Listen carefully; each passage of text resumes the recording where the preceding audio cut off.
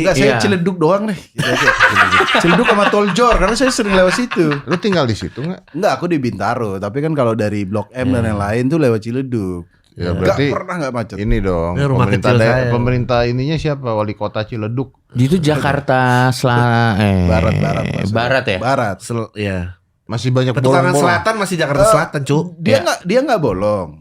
Cuman nggak jalan. Nggak jalan. Iya, Dan betul. selalu ada perbaikan Sempit, jalannya misterius. sempit. Perbaikan misterius tuh lucu Perbaikan banget sih. misterius itu Dia dia nggak memperbaiki jalan deh. aku nggak tahu dia perbaikin apa selokan tapi ditutup. Ya. Jadi dia Misterius.